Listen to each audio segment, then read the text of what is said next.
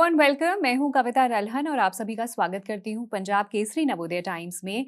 और आज जिस फिल्म की हम बात करने जा रहे हैं उसका नाम है राउतू का राज। और इस फिल्म के लीड एक्टर आज हमारे साथ जुड़ गए हैं, नवाजुद्दीन सिद्दीकी। तो आज जाइए जानते हैं उनसे उनके कुछ राज और फिल्म के बारे में कुछ राज जो हमें अभी तक नहीं पता। तो आइए उनका वेलकम करते हैं। नवाजुद्दीन, आपका बहुत बहुत स्वागत है पंजाब केसरी में। सबसे पहले तो नाम बड़ा अलग है, राउतू का राज। क्या कहना चाहेंगे इसके बारे में? ये राउतू मीन्स रावत जो होते हैं ना। अच्छा। हाँ, उनके गांव उत्तराखंड के हाँ, जो लोग होते हैं, है ना? उत्तराखंड में है। और वहाँ पे एक इंसिडेंट हो जाता है। अच्छा। एक घटना घटती है कि वो यूज टू नहीं होता, पूरा टीम जो पुलिस डिपार्टमेंट की पूरी टीम यूज टू नहीं, क्योंकि कभी कोई क्राइम हुआ ही नहीं वहाँ पे। हाँ, मतलब ऐसी जगह है हाँ, कि 15 साल में कुछ नहीं हुआ। कोई क्राइम नहीं हुआ। फिर वो आप कैसे डील करेंगे उस इंसिडेंट को? वो चूंकि हैबिट नहीं है, क्योंकि क्राइम नहीं हुआ, तो धीरे धीरे जो है इन्वेस्टिगेशन शुरू होता है। और फिर उनकी स्किल्स का और उनके टैलेंट का पता चलता है कि हाँ, कितना मुस्तैदी के साथ इन्वेस्टिगेट कर रहे हो। और खुद की इसकी कॉम्प्लेक्सिटी और प्लस वो इन्वेस्टिगेशन के पता लगाना है कि कैसे किसने किया क्या है, दोनों एक साथ चलती हैं और फाइनली जो है दोनों सॉल्व होती है। तो इस फिल्म में भी आप एक कॉप का किरदार निभा रहे हैं और आपने पहले भी 2-3 बार कॉप का किरदार निभाया है। जी। लेकिन जितना हम जानते हैं, आप हर फिल्म के साथ, अपने हर प्रोजेक्ट के साथ कुछ नया लेकर आते हो जो ऑडियंस से पहले नहीं देखा होता। तो एज एन एक्टर कितना आपके लिए मुश्किल रहा? बिकॉज कॉप बनना है लेकिन पिछला जो किरदार किया है उनसे कुछ अलग देना है लोगों को। हाँ, वो तो ड्रेस के हिसाब से तो सेम ही होता है, इतना ज्यादा कोई फर्क नहीं होता। बट ड्रेस में के पीछे जो आदमी है वो बहुत अलग किस्म का इंसान है। लाइक फॉर एग्जांपल, जैसे अगर मैं रात अकेली की बात करूँ, वो बहुत अलग है। या रईस में जो कॉप का किया था उन्होंने, वो बहुत अलग था। कहानी में भी आपने कहानी में जो किया था, आईबी ऑफिसर था कहानी में तो खैर। जी, ओके। सो इस फिल्म के किरदार के लिए किस तरह की मेहनत गई? क्योंकि हम जानते हैं कि जब आप कैमरे पे हम आपको देखते हैं तो आपका काम एकदम एफर्टलेस लगता है, लेकिन उस एफर्टलेस लगाने के चक्कर में खूब मेहनत जाती है। क्या आप प्रोसेस फॉलो करते हैं? और ये भी मेरा दूसरा पार्ट बी है इस क्वेश्चन का कि जब आप इस फिल्म इंडस्ट्री में आए थे और तब आप जिस तरह की तैयारी करते थे किसी किरदार के लिए, जो आपका प्रोसेस था, क्या वो बदला है अब? बिकॉज अब इतने सालों का एक्सपीरियंस आ गया तो आपको लगता है कि अब एक मेथड डेवलप हो जाता है। तो आपका कोई पर्टिकुलर मेथड है किसी किरदार की तैयारी के लिए? देखिए, मेथड क्या, लाइफ जैसे जैसे आगे बढ़ती है, लाइफ का एक्सपीरियंस जो है वो काम तो आता ही है, आपकी परफॉर्मेंस में काम आता है। और बदलाव होना ज़रूरी है। पहले आप किसी तरीके दूसरे तरीके से करते थे, आप किसी बहुत सारी चीज़ें लाइफ में घटित होती हैं इस बीच में, तो आप करने का अंदाज बदल जाता है आपका। और एक वक्त आता है कि आपको इतनी ज़्यादा मेहनत करने की ज़रूरत नहीं होती। आपको थोड़ा आइडिया होने लगता है कि ये कैरेक्टर जो है किस तरीके की प्रिपरेशन मांग रहा है। और वो डिपेंड करता है, हर कैरेक्टर के लिए एक जैसी प्रोसेस नहीं अपना सकते आप। अलग अलग तरीके ढूंढने पड़ते हैं उसके। वही है।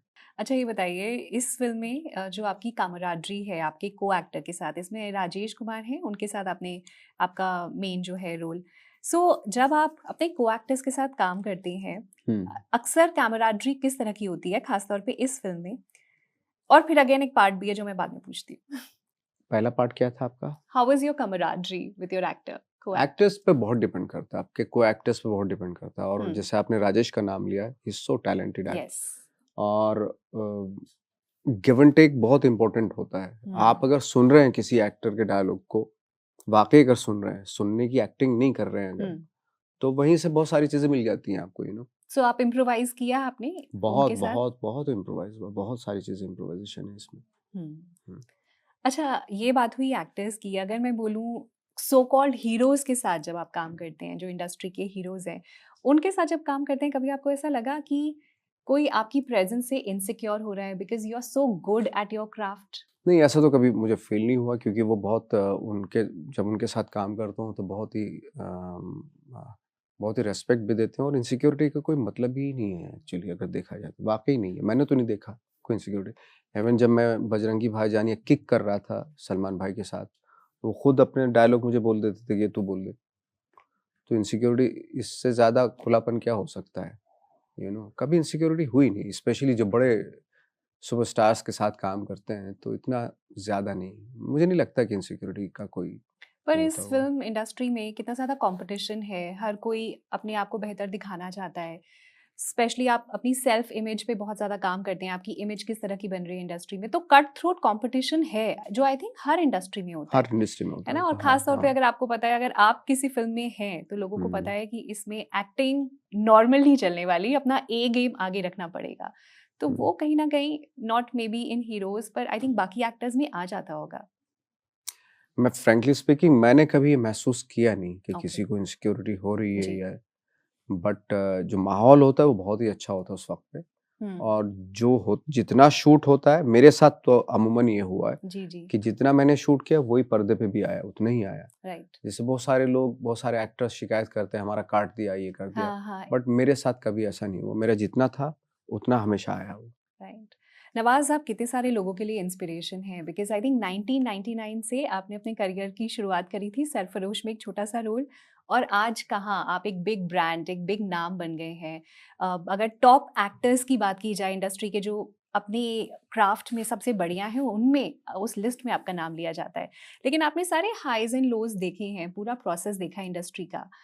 आज क्या अपने आप को आप पूरा इंडस्ट्री का हिस्सा मानते हैं, या आपको अभी भी लगता है कि इसमें ग्रुप्स होते हैं, अलग अलग सर्कल होते हैं इस फिल्म इंडस्ट्री में? मतलब अब आप पूरी तरह से रल गए हैं इस इंडस्ट्री में, अब आपको कैसा लगता नहीं है? नहीं, मैं बिल्कुल भी रंगा नहीं हूँ। मेरी अपनी लाइफ है और मैं बहुत ही अकेला रहना पसंद करता हूँ, अलग रहना पसंद करता हूँ तो मुझे। आप पार्टीज में नहीं जाते? नहीं नहीं नहीं, मैं कहीं नहीं जाता हूँ। तो फिर फिल्म मुझे इंडस्ट्री? शौक नहीं, मन मुझे अंदर से शौक नहीं है, ओके। इसलिए मैं कहीं जाता नहीं हूँ। जी। मैं कभी पार्टीज वार्टीज ये वो सब इस तरह की चीज़ों को कभी नहीं गया हूँ मैं। तो फिर इतने सालों का जो आपका करियर रहा है, हाँ अगर आप किसी को एडवाइस देना चाहें, जैसे मैंने ना अब एक बहुत बड़े डायरेक्टर है, मैं उनका नाम नहीं लेना चाहती अभी, पर मैंने उनसे पूछा था कोई एडवाइस आप देना चाहते हैं हम्म यंग एक्टर्स या डायरेक्टर्स को जो इस हम्म। इंडस्ट्री में अपना हाँ नाम बनाना चाहते हैं। उन्होंने कहा कि अगर आपके 100 ऑडिशंस में भी अगर if you not able to make it, तो आप भूल जाओ, घर चले जाओ, this industry is not meant for you, ये चीज़ रियलाइज कर लो। क्या आप इस बात से सहमत करते हैं? बिकॉज आपने स्ट्रगल काफ़ी नहीं, किया, मैं आप टारगेट तो नहीं कि 100 अगर मैं नहीं हुआ तो फिर आप घर चले जाओ, नहीं। मैं इस चीज़ पे बिलीव नहीं करता हूँ। किस चीज़ में बिलीव करते हैं फिर? एफर्ट करते रहो जिंदगी भर तक। मैं तो इस तरह का आदमी था कि हम कोई टारगेट लेके नहीं आए थे कि अगर 2 साल मुझे कुछ ना मिला तो मैं चला जाऊँगा। या मैं तो ये लेके आया था कि 50 साल नहीं मिला उसके बाद भी 50 साल के बाद भी मैं लगा रहूँगा। मैं तो उस तरह का आदमी था। मैं तो ज़िद्दी किस्म का इंसान था कि अगर सक्सेस मुझे 70 साल में मिलती तो मैं तब तक लगा रहता। और ये तो कोई बहुत बड़ी बात नहीं है क्योंकि मैं यही चाहता था करना। मेरा ये नहीं कि 100 ऑडिशन हो गए तो नहीं हुआ तो मैं घर चला मैं तो नहीं जानूँगा, मैं क्यों जाऊँ घर? मैं यहीं रहूँगा। पर ये किस तरह से पता चलता है कि आप इस चीज़ के लिए नहीं बने? ये भी तो होता है ना नवाज़, आप तो बहुत अच्छे थे अपने काम में, तो तो आज आप जो एस्टैब्लिश हो जाते हैं क्या वो आपको लगता है कि वो बने हुए थे इस चीज़ के लिए? कोई हार्ड एंड फास्ट रूल नहीं है। जो एस्टैब्लिश होते हैं आपको लगता है कि वो बने हुए थे। मुझे नहीं, तो मैं सारे स लोग तो नहीं लगते। 70 मुझे तो लगता है कि वो बने हुए नहीं थे इस चीज़ के लिए बट बन गए। मतलब आप कहना चाह रहे हैं किसी भी चीज़ के लिए को पूरा शिद्दत से अगर बिल्कुल लग शिद्दत के जाओ। साथ ऑफ कोर्स करनी चाहिए। हुँ, अपने आप को वक़्त दो, पूरी ज़िंदगी का वक़्त दो अपने आप को। हुँ, यही तो मज़ा है ना हुँ। लाइफ़ में। ये जो कॉर्पोरेट टाइप वाली जो चीज़ें होती है ना कि इस साल में मैं इस फील्ड में सिर्फ 3 साल या 4 साल कोशिश करूँगा, अगर नहीं हुआ तो मैं दूसरा अपना लूँगा। कि मैं अगर मैंने चाह लिया कि मैं हूँ इसमें, तो फिर मैं हूँ इसमें, चाहे भले ही काम मिले ना मिले, मैं रहूँगा हमेशा कुछ कोशिश करता रहूँगा। मैं तो लेकिन साइड बाय साइड लाइफ भी तो चलानी होती है ना नवाज़। आपके खर्चे, आपकी फैमिली, कितनी सारी वो चीज़ें और आपका डिपेंडेंट पर्सनल होती हैं। हेडेक है, वो देखो आप। मेरा भी तो यही था ना, मेरे को भी तो लाइफ़ चलानी थी लेकिन मैं करता रहा। खाने भर के लिए मिल जाए बस, पेट भर जाए एक बार बस, वो कहीं से भर ही जाता था। दोस्त खिला देते थे, किसी से उधार लेते थे, फिर लौटा देते थे उसका। ऐसे चलती रही लाइफ़। राइट। इनफैक्ट अभी इंस्टाग्राम पे मैंने विजय राज की एक रील देखी जहाँ पे वो बात कर रहे हैं कि स्ट्रगल क्यों कहते हैं, अगर कोई एक्टर जो एक्टिंग करना चाहता है, इस फील्ड में काम करना चाहता है, और अगर उसको काम नहीं मिल रहा लेकिन वो लगा हुआ है, तो उसको स्ट्रगल नहीं कहा जा सकता। आप जो चीज़ अचीव करना चाहते हो, अगर आप उसके प्रति मेहनत कर रहे हो, तो don't call it a struggle. तो वो अपना-अपना नज़रिया होता है हर इंसान का। कोई स्ट्रगल बोलता है, एक एक टर्म है जो बोल देते हैं, जी। वो तो उसको इतना सीरियसली नहीं लेना चाहिए। वो हर आदमी अपनी-अपनी एक टर्मिनोलॉजी होती है हर इंसान की, हर एक्टर की। कुछ स्ट्रगल बोलते हैं, कुछ लोग नहीं, कुछ और बोलते हैं। आप क्या बोलते हैं उसको? मैं तो कोई खास ऐसा कुछ मैंने कोई टर्मिनोलॉजी इजाद नहीं की है अभी फिलहाल। अगर मैं इजाद होते ही अभी आपको बताता हूँ मैं। इजाद करने के लिए रिक्वेस्ट करूँ तो क्या कहना काम चाहेंगे? लगे रहो, बस यही है। लगे रहो, हाँ, राइट। शिद्दत से लगे रहो, शिद्दत से लगे रहो, राइट। डेफिनेटली होगा, क्यों नहीं होगा। सो सबका हुआ है। इसको क्या मैं मैनिफेस्टेशन से रिलेट कर सकती हूँ? बिकॉज आजकल ये टर्म बड़ा चल रहा है नवाज। मैं खुद हाँ, बहुत सारी चीजें कोशिश करती हूँ कि आप यूनिवर्स में बोल दो जो आप चाहते हो और फिर वो हो जाता है। नहीं ऐसा तो नहीं होता, यूनिवर्स में बोल दो हो जाता है, एफर्ट करना पड़ता है। एफर्ट करना पड़ता हाँ है। जी, दिल में रखो, दिमाग में रखो और फिर उसके लिए एफर्ट करो। ये तो नहीं कि सिर्फ मैं तो ये चाहता हूँ और अब ये पूरी यूनिवर्स लग जाएगी उसके लिए, उसको पूरा करने के लिए, ऐसा नहीं होता। आपको करने पड़ेंगे काम, प्रैक्टिकली उठ के करने। एक्टिंग का मतलब to do something, to do, act, action. Action करना पड़ेगा, जाना पड़ेगा, मिलना पड़ेगा, प्रैक्टिस करनी पड़ेगी। ये चीजें बहुत जरूरी है। अपने आप कि मैंने सोच लिया, अब मैं सो जाता हूँ, मेरे दिल में है, मेरे दिमाग में है, मैंने सोच लिया कि मैं एक दिन बहुत बड़ा एक्टर बनूंगा और मैं चादर तान के सो जाता हूँ। घंटा नहीं होगा बिल्कुल भी। अच्छा, ये पोस्टर में देख रही थी जब तक आप दूसरा इंटरव्यू चल रहा था और मुझे सिर्फ आप नजर आ रहे हैं इसमें, है ना? इसके अलावा जो किरदार हैं इसमें जी। वो भी बहुत कमाल के एक्टर हैं। मैं प्राउड कर सकता हूँ ऐसे एक्टर हैं, जैसे आपने बताया राजेश हैं इसमें, एक सुख समृद्धि हैं, प्रीति सूद हैं इसमें, अनूप त्रिवेदी हैं, अतुल जी हैं, अतुल तिवारी बहुत सीनियर एक्टर जी हैं। जी। कमाल के एक्टर्स हैं पूरी कोई ऐसा फिल्म में। एक्सपीरियंस आप पंजाब केसरी पर शेयर करना चाहेंगे इस फिल्म की शूटिंग के दौरान, या इस फिल्म से क्या आप लेकर अपनी लाइफ में आगे बढ़ने वाले हैं? इस फिल्म को लेके ना बहुत खूबसूरत चीजें लेके गया था मैं, क्योंकि एक वादियां थी, वादियों में हम लोग शूट कर उत्तराखंड रहे की। थे। हाँ, इससे हाँ। बड़ा क्या हो सकता है, पहाड़ों से बात कर सकते थे आप, एक सुकून था। और क्या होता है, सबसे अच्छी बात जो साइलेंस लेके गया मैं, पहाड़ों में बैठे हैं, अचानक से पहाड़ ने सक कर लिया और आप बैठे ही हैं ऐसे, घंटों घंटों तक ऐसे बैठे हैं। एक्ट करते हुए भी जब हम लोग एक्टिंग करते थे तो खुद की आवाजें खुद सुन सकते थे, इतना साइलेंस था वहां पे, यू नो। तो बहुत खूबसूरत चीजें थी जो लेके गए हम इस फिल्म के दौरान। वहाँ का आपने खाना पीना ट्राई किया, कोई ऐसी हाँ, चीज? खाना पीना तो करते ही रहते हैं, हर जगह कोई का ऐसी ट्राई। फेवरेट डिश जो आपको पसंद आई हो? Maggi, Maggi. पहाड़ ये की मैगी। कॉन्सेप्ट पता नहीं क्यों बना दिया है, पहाड़ का मतलब मैगी। पहाड़ का अरे पानी पहाड़ों बड़ा का अच्छा होता है। स्पेशलिटी होती है और उनका पूरा जो कुजीन होता है उनका। रोहतू की बेली में जो हम हाँ। लोग शूट कर रहे थे, वहाँ का पनीर, पनीर। हाँ, बड़ा फेमस है और अच्छा। बहुत अच्छा। मैंने तो बहुत खाया। हाँ। आप कभी भी आप वहाँ जाएं तो पनीर जरूर खाएं। अच्छा, हाँ जी। चलिए बिल्कुल फिल्म भी देखेंगे और पनीर भी खाएंगे। पनीर भी खाइए आप। डेफिनेटली। नवाज, रैपिड फायर है, आप क्विक आंसर दे दीजिए, ठीक है? राउतू का राज क्योंकि फिल्म का नाम है और जिसकी हम प्रमोशन कर रहे हैं, तो अपने बारे में कोई एक राज बता दो जो आज से पहले आपने कभी नहीं बताया दुनिया को।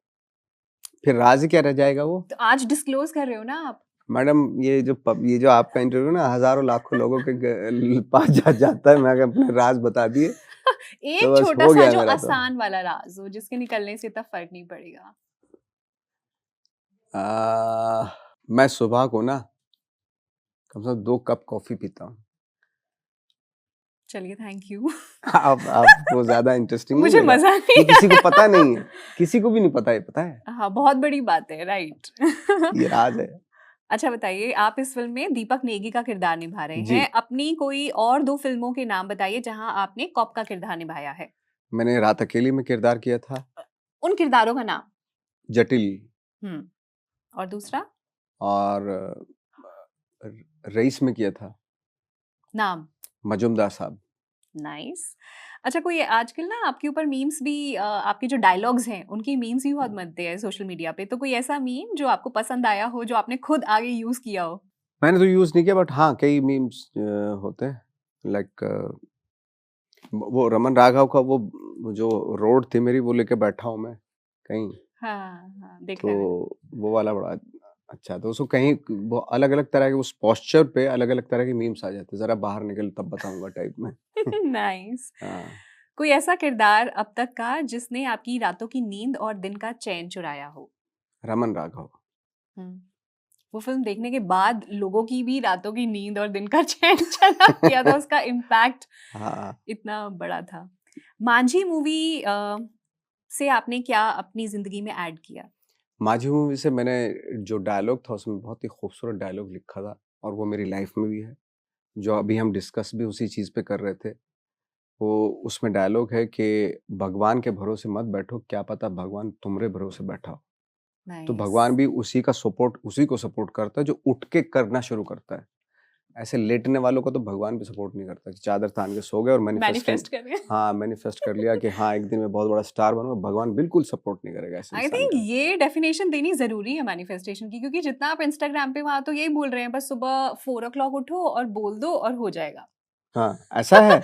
हाँ, मैंने तो अब तक यही सुना था, आपने उसकी परिभाषा बदली बहुत है गलत बात कि है। काम करना पड़ेगा। हाँ, अच्छा, कौन सी ऐसी फिल्म है जिसके बारे में आपने एंटिसिपेट नहीं किया था उसका सक्सेस, लेकिन वो आगे चल के सक्सेसफुल हुई, और किस फिल्म के बारे में आपने एक्सपेक्ट किया था कि वो अच्छा करेगी और उसने उतना अच्छा नहीं परफॉर्म किया? मैंने कभी ठाकरे के बारे में एक्सपेक्ट नहीं किया था। मुझे लगा इतनी बड़ी हिट होगी, तो बहुत बड़ी हिट हुई ठाकरे।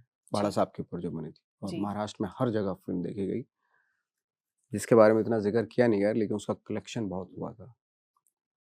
एक्सपेक्ट मैंने जो किया था कि शायद वो अच्छी चलेगी, बट इतना कोई ख़ास नहीं चली थी। और रिसेंटली एक रिलीज़ हुई थी अफ़वाह, मुझे लगा कि बहुत ही अच्छा सब्जेक्ट है, शायद चले, लेकिन बट फाइनली जो टेक्निकल जो प्रॉब्लम उसमें हुई, उसको 50 थिएटर पर रिलीज़ की थी। मैंने यार ये तो और अपने करियर की आपकी सबसे फेवरेट फिल्म कौन सी है? मेरी खुद की। हाँ जी। मेरी खुद की ये फिल्म में इतना ज़्यादा लाइक फोटोग्राफ मेरी खुद की है। फोटोग्राफ पता है मेरी भी सबसे फेवरेट फिल्म है हाँ, बट आपकी। वो ज़्यादा लोगों ने देखी नहीं वो फिल्म। हाँ, बट पता नहीं क्यों बहुत नहीं देखी, बहुत समझ अच्छा में नहीं काम था आया। उसमें हाँ, आपका। Thank you. और मैं चाहती हूँ रिक्वेस्टिंग, अगर आप करना चाहें, अगर आप करें तो मैं चाहती हूँ आप कोई भी 2 डायलॉग्स फेवरेट अपने बोल के सुनाएं। जैसे आइकॉनिक जो डायलॉग्स हैं, Pushpa I hate tears, because आपकी जो यूएसपी है ना कि आप किसी भी चीज़ को नॉर्मल वे में नहीं करते हैं, लाइक आप उसमें कुछ ना कुछ ऐड कर देते हैं, उसको नेक्स्ट लेवल बना देते हैं। तो ये जो डायलॉग्स हैं इनको अपने स्टाइल में अगर बोल के सुनाए तो कोई भी आपने 2। पहले इतनी बड़ी तारीफें कर दी मेरी, तो ये इसलिए किए हैं ताकि मैं बोल के दिखाऊं आपको। यस। लो, और तो क्या इसलिए बोलूं भी मैं करी बताओ। हैं क्योंकि आप डिजर्व भी करते हैं। Thank you very much. तो मैं बोल देता हूँ, Pushpa I hate tears, Pushpa I hate tears, एक और। यही सेम। नहीं नहीं, दूसरा कोई आप फेवरेट। बताओ कुछ। कितने आदमी थे? कितने आदमी थे? एक और। डन, अपना हो गया। डन हो गया। Thank you so much. Thank you it very was much. Lovely talking to thank you and wish you all the very best. And thank you so much Hindi cinema को एक अच्छे मुकाम पे लाने के लिए, इतना अच्छा कंट्रीब्यूट करने के लिए। आगे भी इतना अच्छा काम करते रहिए। We really admire and we really enjoy watching your movies. Thank you. Thank you.